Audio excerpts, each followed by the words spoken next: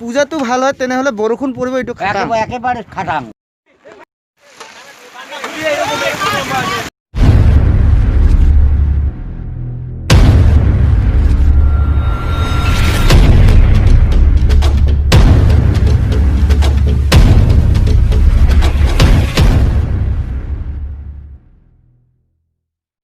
নমস্কাৰ বন্ধু বান্ধৱীসকল আপোনালোক সকলোকে মোৰ ইউটিউব চেনেললৈ পুনৰবাৰ স্বাগতম জনাইছোঁ আজি মোৰ লগত আছে মোৰ বন্ধু মিথুন আৰু মই আছোঁ মিথুনহঁতৰ গাঁৱত ইয়াতে মই বহুত দিন পিছত ফুৰিবলৈ আহিলোঁ কাৰণ এয়া নৈৰ পাৰত যোৱা বছৰ আহি ভাসানী পূজা যোৱা বছৰ এইবাৰ এইবেলিও ভাসানী পূজা হয় যদিও এইবেলি বৰ বেছি মানুহ নাই তথাপিও এনে আহিলোঁ আৰু এটা ভক্তি দিম বুলি ভাবি মিথুন এই গাঁওখনৰ নাম কি আছিল আমাৰ গাঁওখনৰ নাম তিতাবৰী কাশীবাৰী বন্ধুসকল আপোনালোক আহক আমাৰ নৈপৰীয়া গাঁওখনলৈ ইয়াত আপোনালোকে দেখিবলৈ পাইছে সন্মুখত নদী আছে মানে প্ৰাকৃতিক মনোৰম দৃশ্য দেখিছে নহয় যিসকলে নৈৰ কাষত বাস কৰে সেইসকলে গম পাব নিশ্চয় এয়া দেখিছে এইবেলি বৰ বেছি মানুহ নাই লৈ যাই চাই আহোঁ পূজাৰ কেনেকৈ প্ৰস্তুতি চলি আছে আমি শেষত আহি পালোহি পূজাথলী আহকচোন চাই লওঁ কেনেকুৱা প্ৰস্তুতি চলি আছে কি কি চলি আছে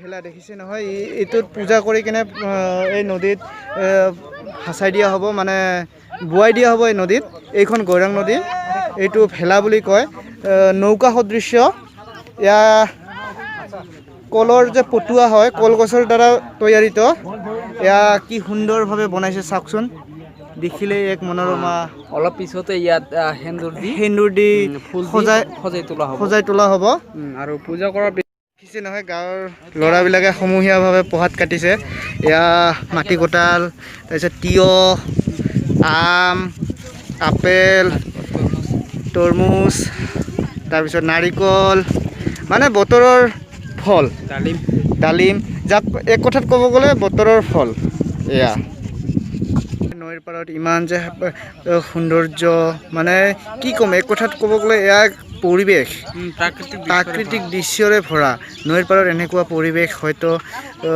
দেখিবলৈ খুব কম পাওঁ বিৰল এয়া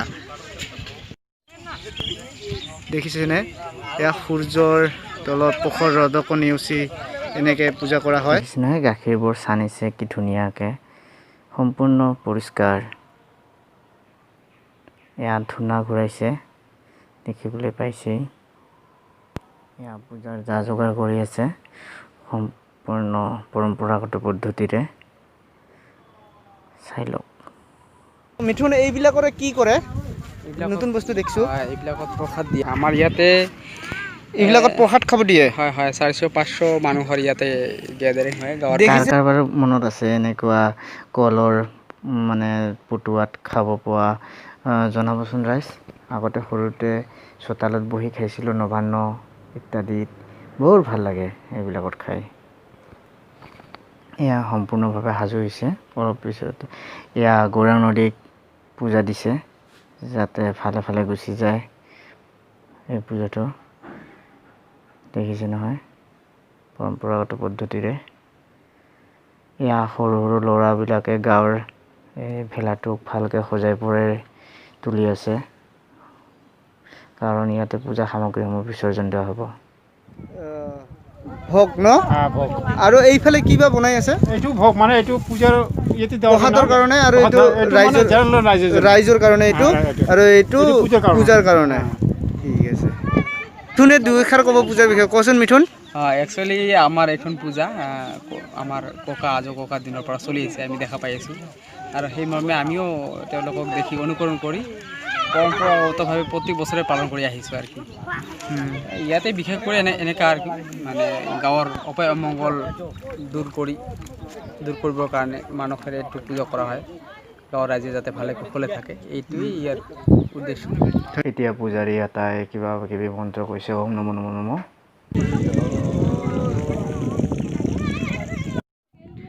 এয়া আছে এই পূজাথলীৰ পূজাৰী আটা এই পূজাটো কেতিয়াৰ পৰা কৰা হয় আৰু কিয় কৰা হয় কেনেকৈ কৰা হয় এই কারণে বছরে একবার করিবা লাগে ভাসানী পূজা। হুম হ্যাঁ, মানে ভাসানী পূজায় যে রোগ ব্যাধি আছে না, হুম সংক্রাম রোগ, হ্যাঁ। তার জন্য ওই যে পুজোটা দিলে সব রোগ ব্যাধি দূর করে যায়। পূর্বপুরুষ থেকে করে আসছে, আরে আমরাও বলে ওই পূর্বপুরুষের ধরনটা ধরি আসি। হুম। এখন এই যে মা ঠাকুরানী মানে 7 বইনি, এই 7 বইনির পুজো দেওয়া লাগবে। তাছাড়া বসন্ত, জ্বর, জন্ডিস এমনি আসে এই যে গ্রাম ঘিরে নিছে। তো এইতে রেহাই পাবার জন্যে এই ভাসানী পুজোটা করার আমার কর্তব্য। পূর্বপুরুষ থেকে করিয়েছে, ভাই আমারও করা লাগে, আমরাও ওই জন্যে করিয়েছি। এইটো বিশ্বাস মতে এইটো পূজা কৰিলে তাৰ মানে বসন্ত বেমাৰ হ্যাঁ, বসন্ত বেমাৰ, ৰোগ ব্যাধি যাৰ যখন সব দূৰ হয়ে যায়। এইটো মোটামুটি আজি বহুত দিনৰ আগৰ পৰাই চলি আছে। একে বহুদিন আগত থাকি। হ্যাঁ, ভাল লাগিল আমাৰ আপোনাৰ লগত। বাপ দাদা 14 পুৰুষ থেকে কৰছে, কৰিয়াছিল হ্যাঁ বা কৰিও আছে। আৰু ভৱিষ্যতে ওই কৰি থকা থাকি, হ'ব। হ্যাঁ হ্যাঁ, ওই উয়ে থেকে এই হাঁটি হাঁটি ধরছে, ঠিক আছে দেখা দেখি ইয়ের পরে উয়ের পরে উয়ের পরে এই কর্মখানে এই জানা খান। এই যে এখন হচ্ছে এই যে ইলে করি শিখি ধরছে আমার এই নেও কর্ম করাইলে আমার কর্ম। ইয়াতে বিশেষকৈ কি কি ঠাকুৰ আছে? এটাই আছে ওই যে মানে মা ঠাকুরে নিয়ে আছে 7 বইনি। 7 বইনি। হ্যাঁ, তারপরে আছে বাবা সর্দার, হুম। তারপরে ওই যে আছে এই যে গৌরাং। গৌরাং। হ্যাঁ। এই নদীটো এই তো গৌরাং নদীটা, নদী। হ্যাঁ এটা গৌরাং নদী। হ্যাঁ হ্যাঁ হ্যাঁ, তাই ইয়েরে কিনার যখন করা হয় তো ইয়েকে এখন হ্যাঁ উয়ের পুজোটা দেওয়া লাগবে। দিয়ে কর্মটা করলে তখন সগায় এই যে নদী দিয়ে ভারী, ওই গৌরাং দিয়ে ভারী দেবে না। হ্যাঁ, উয়ে নিয়ে যাবে। ককা ইয়াতে যে ভেলাটো যে বনাইছে, ভেলাটো কিয় বনাইছে? ও এইটা ওই যে পূজার পাশে যা যাবতীয় সব দিয়া হাসি দিবে লাগবে। হ্যাঁ, রোগ ব্যাধি যারা ব্যাধি যা আছে সব ভাসি যাব আজি। এই হ্যাঁ মানে হ্যাঁ, আজি ভেলা পুজো যদি ঠিক হয়, আজ নদী ভরি যাবে। আজি রাত্রিতে না নদী ভরি যাবে, কালিয়াকে আরামসে ভাসি দেবে। মানে যদি পূজাটো ভাল হয় তেনেহ'লে বৰষুণ পৰিব, এইটো খাটাং। একেবারে খাটাং, এটা পড়বে।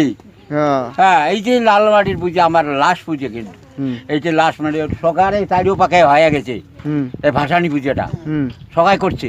কিয় বনাইছে আৰু কি কৰিব ইয়াত? ইয়াতে ওই যে পুজো তার লয়ে আর কি ভাসে দিবে লাগিব।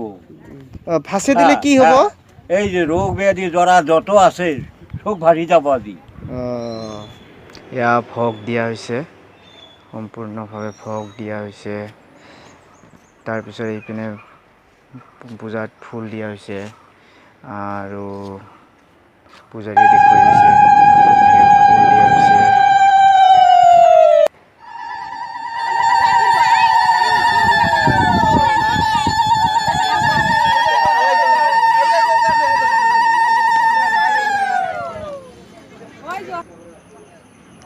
পূজাৰীয়ে কোৱা ধৰণে পূজা ভাল হ'লে বৰষুণ পৰিব বুলি কোৱা কথাষাৰ সত্য হ'ল।